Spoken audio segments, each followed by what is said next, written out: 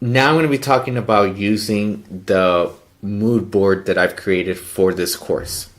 By signing up for this course, you get access to this mood board. You're going to get a message when you sign up for this course, so check your inbox on the Udemy account to get the link to that mood board. By having access to it now, you can use it for all your photo shoots, whether you're a model or photographer. If you're a model, look through them, find a concept you like, find a photographer, and send that mood board with that concept to them so they can see it and you guys can go off of that. If you're a photographer, plan your next shoot around that board, send it to customers.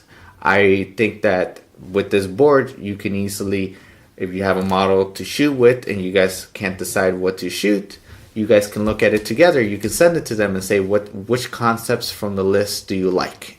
And then you guys pick from them and start doing them. I know it's helped me out a lot. I've already done photo shoots with this mood board completed. I look at it together with the model, we pick one, and we go to shoot right away. It's a lot easier than on the spot being like, what should we do? If you have 100 ideas right there in front of you. So take advantage of this board, share it with the photographers or models, and pick what type of shoot you want to do next.